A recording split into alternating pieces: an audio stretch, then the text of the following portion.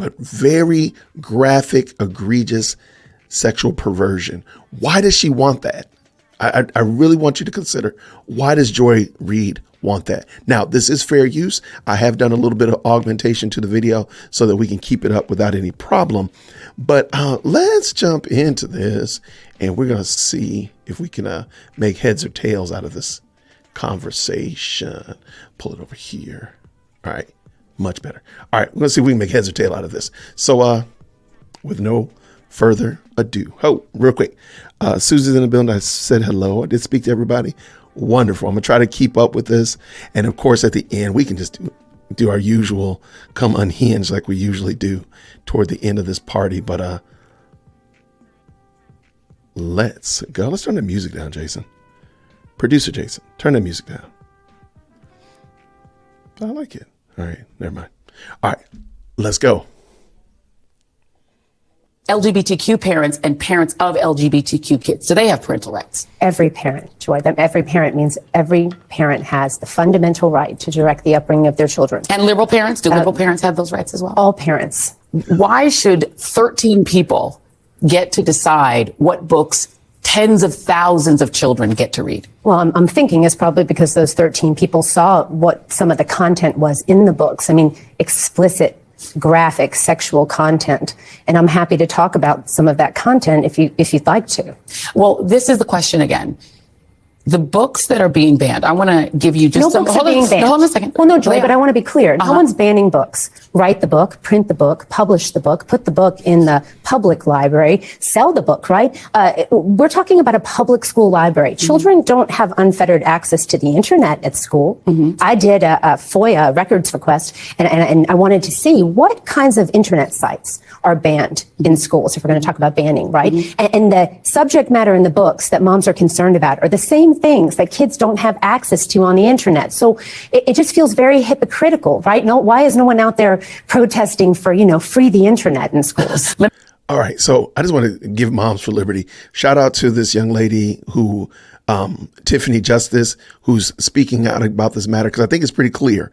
You gotta wonder, why are you so invested, Joy Reid? By the way, I don't know if Joy Reid is married or she has children. That's beside the point, but I will look into that. But why are you so invested in exposing children to something that is clearly adult content? Because this is the same group that doesn't want certain things on, well, now they do want it on television. This is the same group that at one time did not want certain things on television. They wouldn't want a child to have access to cigarettes, but they will let a child have access to complete and utter debauchery through the form of sexual perversion. You got to wonder what their problem is. But wait, it's actually going to get weirder. Let me give you an example. Well, I'd like to answer your question. Please do. Yeah. Yeah. So you just mentioned a list of books. And so Moms for Liberty doesn't have like a national book list. There was never a list of books that we put out and said, parents, be concerned about these books, right? We didn't do it because we want our parents to be effective advocates.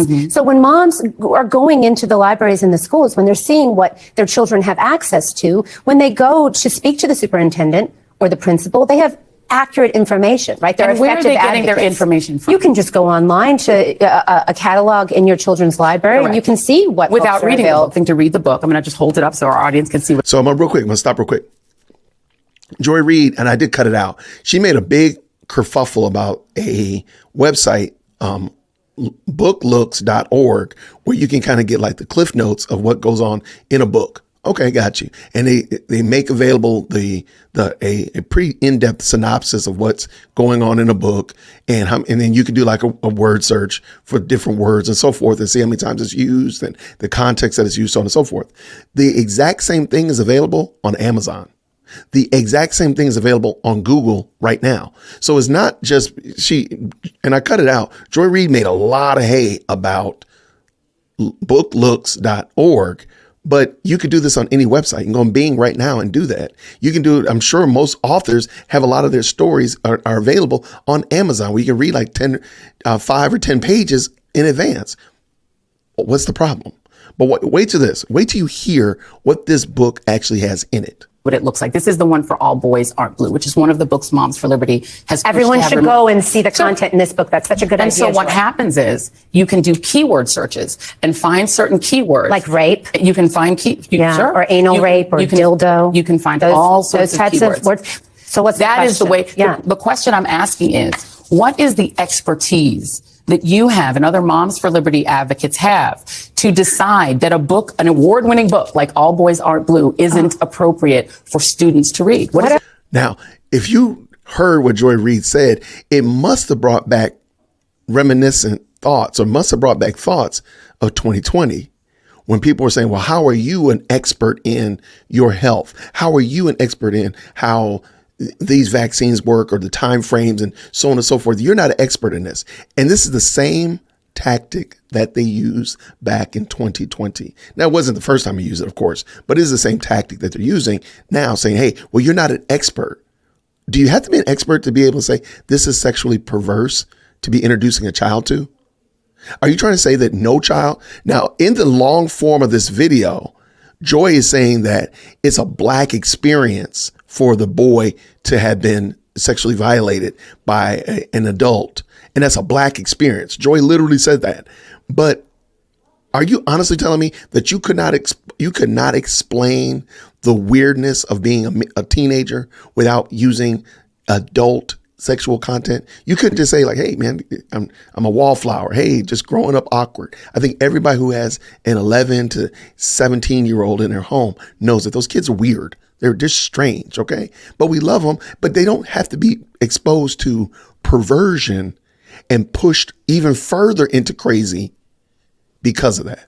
But let's let Joy Reid and Moms for Liberty finish. What a tragic story of a young man who's anally raped by his adult family member. So you have incest, rape, pedophilia. Joy, you said you'd let me answer. So why is that necessary? Why is that a classic? Why is that a book that every kid must read that has been violated by a family member, where they should be find the most love, the most trust, the most security, the most safety? This young boy was violated by his family member, and Joy Reid is fighting for that information to be exposed to children. Please tell me, I'm sorry, what are you getting from the book that you could not get from anywhere else? I'm listening. I'm going to answer Please for you. In what context is a strap-on dildo acceptable for public school? Just insert, hey, producer Jason, insert the meme, okay? What is that? Why would you want to expose a child to that? What's wrong with your own spiritual health that you think it is appropriate? Whether for adults, y'all can have that discussion. Adults can have that discussion. But for children, why would you want to share children with that? Why would you want to burden children with that behavior? Why? I mean, that's my question to you. Tell me what the context around the strap-on dildo or the rape of a minor child by a teacher. Hold on a second. No, we're talking about public school. Okay. And here, editor Jason got really snarky in the last minute. I'm just going to tell you ahead of time. Editor Jason was super snarky right here. So you've been warned. Joy Reid is going to tell the woman that she's going to answer her question. And producer Jason fast forwards to the point where she actually answers the question. One moment. All right. So now you've asked me a question. So Sure. I'm going to answer it. Okay. Well, who is the main character? What's the name of the main character in All Boys Aren't Blue? You're asking me right now. You just gave me very specific information about this book, so you're presenting yourself as somebody expert. It's the gentleman. Hold on. Who's the main character in the book? The main character is the author. What's his name? George, I believe, is his first name. Because you're giving me very specific information that is. You're asking me to remember the name of an author. You the just name of the remembered author very doesn't specific things. Joy. Here's my We're question. talking about Here's my question. You didn't answer my question. No. I'm going to answer. Great. I'm going to answer. Great. I'm going to answer. Great. So as you can see right here, I'll stop when Joy Reid actually answers a woman's question. I think you all know already, Joy Reid did not answer that woman's question. She sat there and she went in and on about court cases and the legality and people's backgrounds and never answered the woman's question about why is it appropriate for children in elementary school and public school to be exposed to this type of content. And shame on Joy Reid. Shame on her. Shame on MSNBC for putting this foolishness out there as if they were in the right for doing so. Shame on them. And I think we all as parents should be bothered. We should be very, very concerned about the perversion that those who we trust with our children are willing to expose our children to, in the name of progressivism, in the name of being all inclusive, whatever the lie they tell themselves today.